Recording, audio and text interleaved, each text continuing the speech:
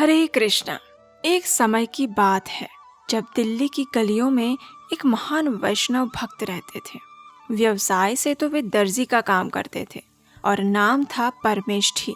हालांकि बाह्य रूप से दिखने में वह इतने सुंदर नहीं थे, लेकिन उनके आंतरिक सद्गुण इतने ज्यादा थे कि मत पूछो। उन्होंने एक वैष्णव भक्त परिवार में जन्म लिया था। बाल्यकाल से ही वे भगवान श्री विष्णु की आराधना करते थे। वह आत्मज्ञानी थे जो अच्छी तरह से इस नश्वर संसार की वास्तविकता से परिचित थे और इसीलिए वे सदैव ही भौतिक चीजों से अनासक्त होकर भगवान श्री हरि के पवित्र नामों का उच्चारण करते रहते थे। उनकी एक अत्यंत सुंदर और शीलवान पत्नी भी थी जिसका नाम था विमला देवी। वह भी सभी आदर्श गुणों से संपन्न थी और उनकी 2 पुत्रियां और 3 पुत्र थे। अब आप सोच रहे होंगे कि इतना ज्यादा विस्तृत रूप में आज मैं आपको क्यों बता रही हूँ, है ना? तो देखिए, वास्तव में ये मात्र एक पृष्ठभूमि थी जिसके ऊपर आज की हमारी कथा की इमारत बनने जा रही है। तो चलिए शुरू करते हैं जगन्नाथ जी के एक और मनोहर चमत्कार की कथा। जैसे कि मैंने आपको बताया कि परमेष्ठी व्यवसाय से दर्जी का काम करते थे और वे अपने कार्य में इतने दक्ष थे कि दिल्ली का मुस्लिम राजा स्वयं भी अपने कपड़े सिलने के लिए परमेष्ठी को ही देता था। अब एक बार क्या हुआ कि राजा ने एक अत्यंत मूल्यवान कपड़ा परमेष्ठी को भेजा जिसमें सोने और चांदी से कढ़ाई की गई थी और मोती भी लगाए हुए थे। राजा चाहते थे कि इसमें से 2 तकिए बनाए जाएं और इसलिए उन्होंने परमेष्ठी को कहलाया कि इस कपड़े के ऊपर तुम्हें बहुत ही सुंदर फूलों की कारीगरी बनानी है और उसके 2 तकिए बनाने हैं, लेकिन ध्यान रहे कि इसमें की गई सिलाई कोई देख न पाए।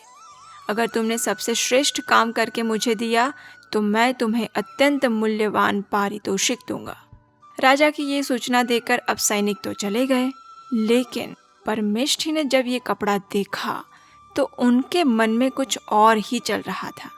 उन्होंने सोचा, ये कपड़ा सच में अत्यंत सुंदर और कीमती है, लेकिन इसका प्रयोग तो केवल जगन्नाथ जी की सेवा के लिए ही होना चाहिए था। राजा ये जो 2 तकिए बनवाना चाहते हैं वो तो वास्तव में जगन्नाथ जी को अर्पण करने चाहिए थे। इतनी सुंदर और मूल्यवान चीज का एक मनुष्य उपभोग करे, ये कदापि योग्य नहीं। लेकिन अब क्या करें, राजा की आज्ञा है तो ना चाहते हुए भी करना तो पड़ेगा। इस प्रकार सोचते हुए परमेष्ठी ने उस कपड़े में से 2 तकिए बनाना प्रारंभ किया। अब हुआ यूं कि जब राजा के सैनिक परमेष्ठी के पास कपड़ा लेकर आए थे तो वह रथ यात्रा का ही समय था। जगन्नाथ जी कुछ ही दिनों में अपने भाई श्री बलदेव और बहन सुभद्रा जी के साथ पुरी में रथ पर सवार होकर नगर यात्रा पर निकलने ही वाले थे। तो उस समय भगवान की उसी लीला का स्मरण करते हुए परमेष्ठी ने तकिए बनाने का कार्य आरंभ किया। कुछ समय में वे बनकर तैयार हो गए। दिखने में वे अत्यंत सुंदर लग रहे थे और उनको देखकर परमेष्ठी अपनी आंखें बंद करके भगवान जगन्नाथ जी की रथ यात्रा लीला पर ध्यान केंद्रित करने लगे।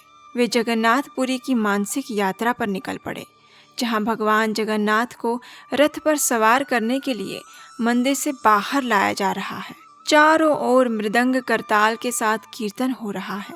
सेवक गण भगवान जगन्नाथ जी को मंदिर से बाहर लेकर आ रहे हैं और बीच बीच में भगवान को तकिए पर रखा जाता है और फिर दूसरा तकिया आगे किया जाता है, फिर वहां पर जगन्नाथ जी को रखा जाता है।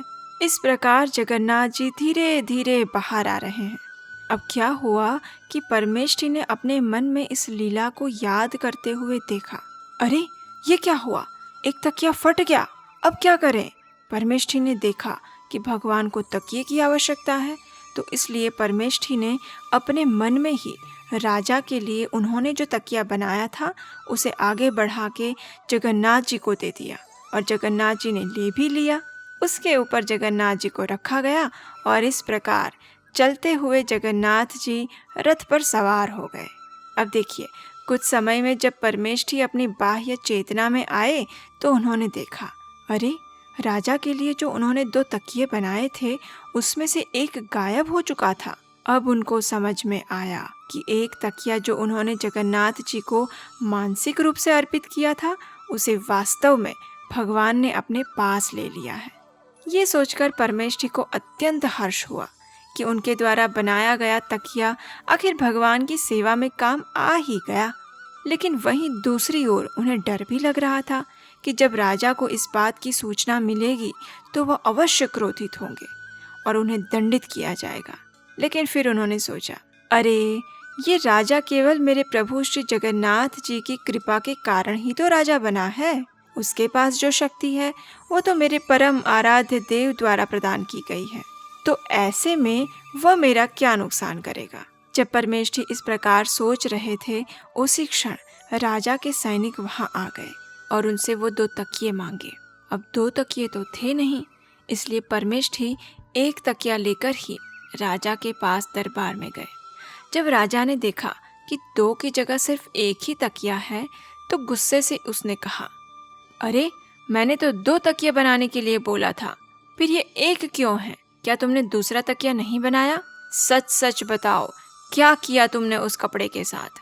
ये सुनकर परमेष्ठी ने राजा को हाथ जोड़कर पूरा वृत्तांत कह सुनाया कि किस प्रकार उन्होंने एक तकिया जगन्नाथ जी को दिया था और साथ ही उन्होंने कहा, हे राजा, मेरे पास अब ये एक ही तकिया है, कृपया आप इसको स्वीकार करें और मुझे जो भी दंड देना चाहते हैं वो आप दे सकते हैं। ये सुनकर राजा को अंदर से तो क्रोध आया, लेकिन फिर भी किसी तरह उसे दबाकर उन्होंने पूछा, क्या तुम पागल हो गए हो? कहाँ है तुम्हारा भगवान जगन्नाथ और वह कितना शक्तिशाली है? श्री क्षेत्र जगन्नाथपुरी तो यहाँ से इतना दूर है, फिर वो तुम्हारे पास यहाँ तकिया लेने के लिए कैसे आ सकते हैं, और वो भी सिर्फ एक दिन में? क्या तुम मुझे मूर्ख बना रहे हो? इन सभी प्रश्नों को सुनकर परमेष्ठी ने भगवान जगन्नाथ जी के गुणगान करना शुरू कर दिया। उन्होंने राजा से कहा, मुझे मृत्यु का कोई भय नहीं और मैं अवश्य ही आपको भगवान जगन्नाथ की सर्वोपरिता के विषय में बताऊंगा। जगन्नाथपुरी में वे अपने दारु ब्रह्म स्वरूप में विराजमान हैं, लेकिन वे सर्वव्यापक हैं। संपूर्ण भौतिक जगत में चाहे आप किसी भी स्थान पर हों, किसी भी परिस्थिति में हों, लेकिन यदि आप उनका स्मरण करेंगे तो वे अवश्य आपकी प्रार्थना को सुनेंगे। हालांकि वे पुरी में रहते हैं, लेकिन फिर भी अपने भक्तों की उनके प्रति भक्ति के अनुसार वे उनसे आदान प्रदान करते रहते हैं। भक्त के भाव को देखकर वे किसी भी स्थान से कोई भी चीज उनसे स्वीकार कर सकते हैं। जब राजा इस प्रकार परमेष्ठी के मुख से भगवान के गुणगान सुन रहा था तो उसे अत्यंत क्रोध आया और उसने कहा, अरे निम्न कुल में जन्मे हुए मूर्ख, तुम अभी भक्ति भाव में डूबे हुए हो, लेकिन मैं तुम्हारी तरह अंधा नहीं हूँ और अब मैं तुम्हें इस अपराध के लिए मृत्यु दंड दूंगा। सैनिकों, ले जाओ इसे यहाँ से, उसके हाथ और पैर रस्सी से बांध दो, उसे कुछ भी भोजन ना दिया जाए और फिर मैं देखता हूँ कैसे उसके भगवान उसे बचाने आते हैं। इस प्रकार राजा की आज्ञा से परमेष्ठी को रस्सी से बांधकर कैद खाने में भेज दिया गया। इस आपत्ति काल में परमेष्ठी ने भगवान जगन्नाथ को हृदय पूर्वक प्रार्थना करते हुए कहा, हे कमल नयन, हे चक्रपाणी, हे दीनानाथ, मेरी रक्षा करें। और इस प्रकार वे प्रार्थना करने लगे, कृष्ण कृष्ण कृष्ण कृष्ण कृष्ण कृष्ण कृष्ण हे कृष्ण केशव कृष्ण केशव कृष्ण केशव पाहि मां राम राघव राम राघव राम राघव रक्ष मां। इस प्रकार भगवान के दिव्य स्वरूप पर ध्यान केंद्रित करते हुए परमेष्ठी की आंखें बंद हो गई और वे सो गए। अब देखिए, भगवान जगन्नाथ अपने भक्तों को दुखमय स्थिति में कैसे देख सकते हैं। उसी क्षण वे वहां उस जेल में प्रकट हुए। जैसे ही उन्होंने अपना दृष्टिपात परमेष्ठी पर किया, उसी क्षण उनके सारे बंधन खुल गए। उनके शरीर में एक दिव्य कांति छा गई। अब वे सुंदर और कांतिमय दिख रहे थे। भगवान जगन्नाथ जी ने अपना हाथ परमेष्ठी के सिर पर रखा और कहा, जब तक मैं तुम्हारे साथ हूँ, तुम्हें किसी बात की चिंता करने की आवश्यकता नहीं है। मेरे भक्त मेरे द्वारा आरक्षित होते हैं, इसलिए वे सबसे अधिक शक्तिशाली होते हैं। भगवान के ये वचन सुनकर परमेष्ठी हर्ष के अश्रुओं से भगवान के चरणों का अभिषेक करने लगे। उन्होंने भगवान को अनेक बार दंडवत प्रणाम किया और उनके गुणगान करने लगे।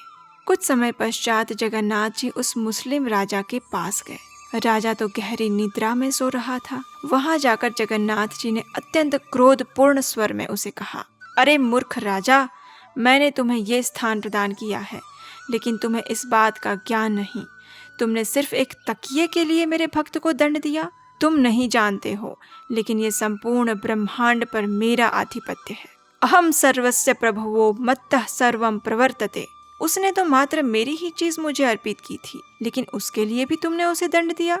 अब मैं तुम्हें आदेश देता हूँ कि तुम इसी क्षण जाओ, उसके चरणों में गिरकर उससे माफी मांगो और उसे सम्मान के साथ मुक्त करो, अन्यथा मैं तुम्हारा और तुम्हारे वंश का नाश कर दूंगा।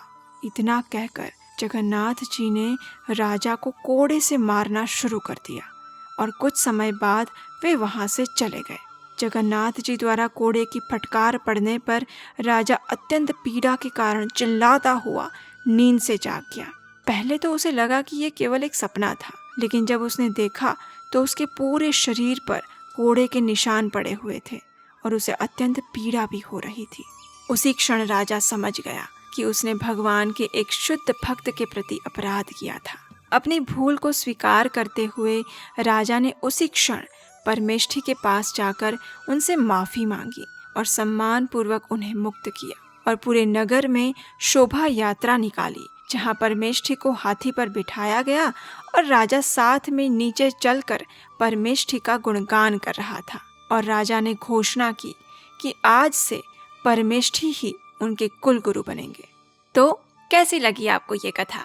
अगर आपको ये कथा सुनना अच्छा लगा तो हमारे चैनल को सब्सक्राइब कीजिए, जिससे कि हमारा उत्साह बढ़े और आप इसे अपने मित्रों और परिजनों के साथ शेयर भी अवश्य करें। हरे कृष्ण।